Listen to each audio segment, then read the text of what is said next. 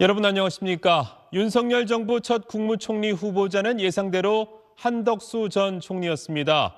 윤석열 대통령 당선인은 한 후보자가 경제 안보 시대 적임자라고 말했습니다. 노무현 정부 마지막 총리가 15년 만에 윤석열 정부 초대 총리 후보자로 다시 지명된 겁니다. 먼저 이현영 기자입니다. 윤석열 당선인의 선택은 예상대로 한덕수 전 총리였습니다.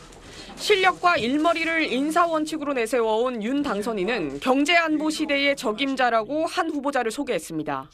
민관을 아우르는 풍부한 경험을 바탕으로 국정 과제를 수행해 나갈 적임자라고 생각합니다.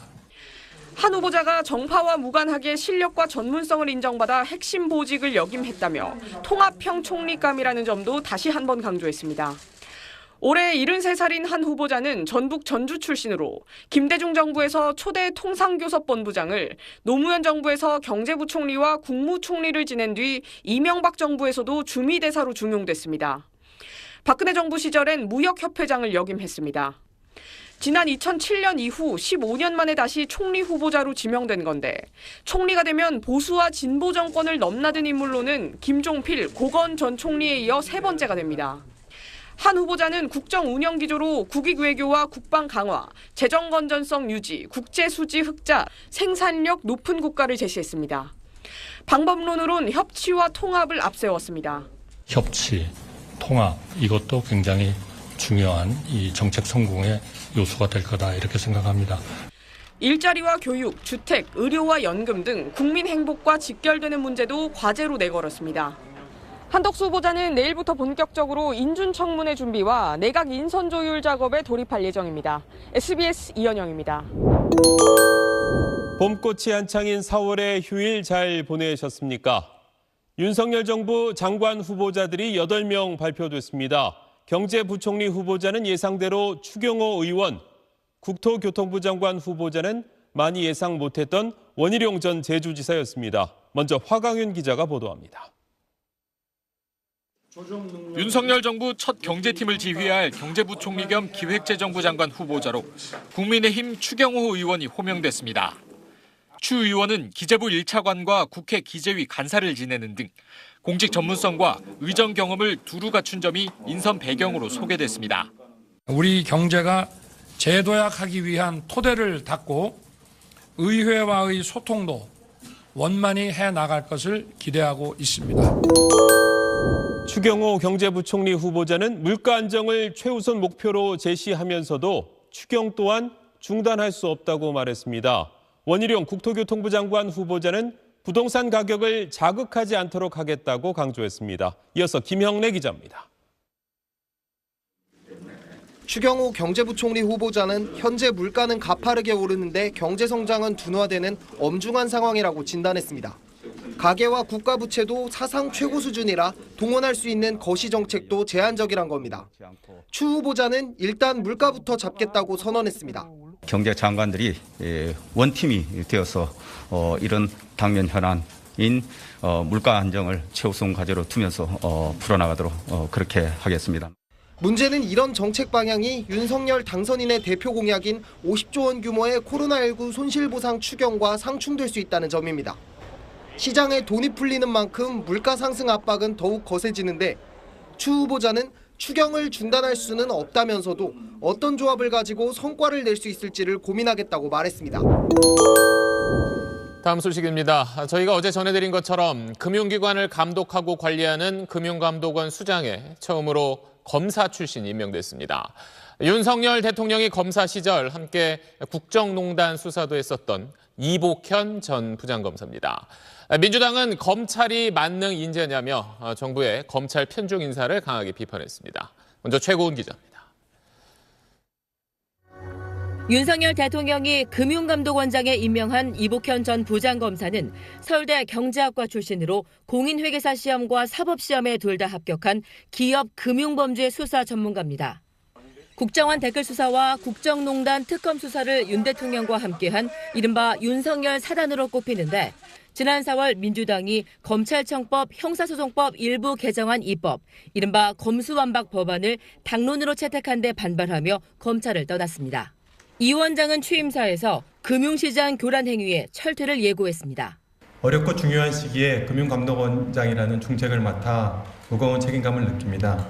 시장 교란 행위에 대해서는 종전과 같이 엄격한 잣대를 적용해야 합니다.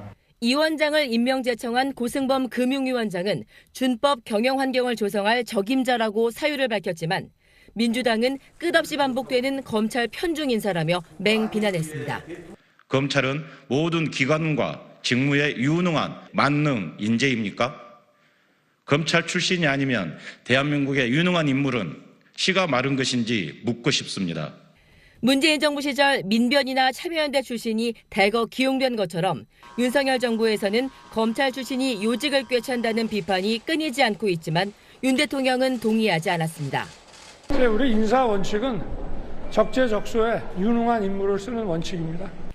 대통령실 고위 관계자는 개인적 인연으로 이 원장을 임명한 게 아니라 추진력과 능력이 검증된 사람을 보내 금감원을 개혁해보겠다는 의지라고 설명했습니다. SBS 최고은입니다. 여러분 안녕하십니까? 검찰 출신 인사들이 정부의 주요 자리에 배치되고 있다는 지적이 이어지자 오늘 윤석열 대통령이 작심하고 반박에 나섰습니다. 과거에는 민주사회를 위한 변호사 모임, 즉 민변 출신들이 도배하지 않았냐고 말했습니다. 그러면서 이번에 논란이 된 검사 출신 이복현 금감원장에 대해선 금융감독규제 전문가라며 적임자라고 힘을 실어줬습니다. 오늘 첫 소식 김기태 기자입니다. 아침 출근길에 기자들에게 먼저 말을 건넨 윤석열 대통령. 많이 준비하셨어요? 검찰 편중 인사 논란에 대한 질문이 쏟아지자 문재인 정부 인선을 거론하며 강한 어조로 자신의 생각을 밝혔습니다.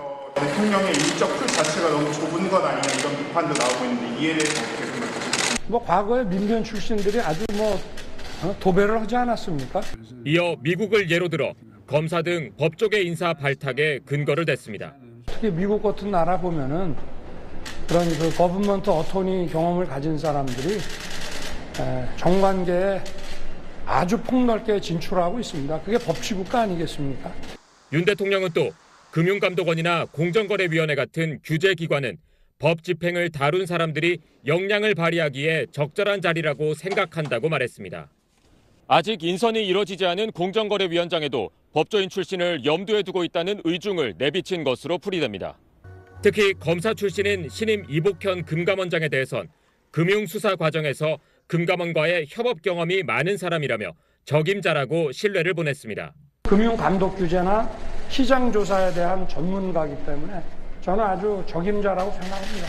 대통령실 고위 관계자는 국정 철학을 잘 이해하는 사람을 통해 이를 원활하고 신속하게 해내려는 대통령의 강렬한 개혁 의지라며 편중 인사 논란에 대해선 성과로 돌파하겠다는 뜻을 밝혔습니다.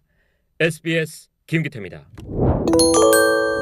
네, 그럼 정치부 박원경 기자와 이야기를 더 나눠보겠습니다. 자, 검찰 편중 인사다 이런 비판이 계속되고 있는데 그럼 지금까지 정부 인선에서 검찰 출신이 몇 명이나 되는 겁니까?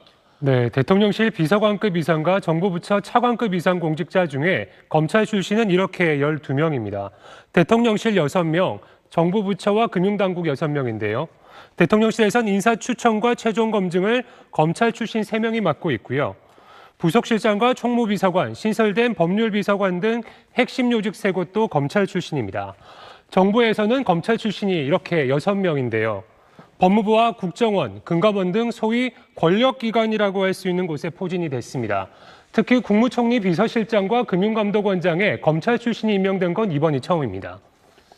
대통령이 검찰에서 오래 일을 해서 잘 아는 것도 있겠지만 이렇게 검찰 출신들을 중용하는 데는 또 이유가 있을 것 같은데요. 네, 이번에 중용된 인사 중에 특히 눈여겨볼 곳은 그 소위 윤석열 사단이라고 불리는 특수통 검사들이 많다는 점입니다. 함께 일해본 사람을 중용하는 윤 대통령 인사 스타일도 있지만 사정을 위한 사전 정지 작업으로 볼 수 있기 때문입니다. 눈여겨볼 곳은 금감원장과 국정원 기조실장인데요. 인선과 밀접하게 관련된 정부 고위 관계자는 금감원이 지난 정부에서 발생한 라임, 옵티머스 펀드 사건 등에서 도대체 한 일이 뭐냐며 이복형 금감원장 인선은 금융시장을 제대로 감시하고 금감원이 제대로 역할을 하라는 경고성 메시지다 이렇게 설명을 했습니다. 이 원장은 오늘 민주당 인사들의 연루 가능성이 제기됐던 라임 옵티머스 펀드와 관련해서 다시 살펴볼지 점검하겠다며 재조사 가능성을 시사하기도 했습니다. 정부 고위 관계자는 또 국정원 개혁을 위해선 조상준 기조실장 외에는 마땅한 대안이 없다 이렇게 말을 했는데요. 검사 출신들이 권력기관들에 배치된 만큼 제대로 된 개혁과 사정 작업을 할 것이라고 말을 했습니다. 다만 특정 세력을 겨냥한 사정 작업은 아니라고 선을 그었고요. 검찰 편중 인사라는 비판에는 실력으로 승부하고 결과로 말하겠다 이렇게 밝혔습니다. 자, 그리고 오늘 윤 대통령이 지난 정부에서는 민변 출신들로 도배됐다 이런 말을 했는데 실제로 그렇게 많았습니까? 네, 그래서 저희가 문재인 정부 1기 내각 차관급 이상과 청와대 초대 비서관급 이상을 살펴봤는데 정부 부처에는 민변 출신이 김혜숙 당시 법제처장 1명이 있었고요. 청와대 비서관급 이상에선 민변 출신은 없었습니다. 다만 문재인 정부 전체 시기 다른 정부 자리로 확장을 해보면 민변 출신은 30명이 넘는 것으로 집계가 됐습니다.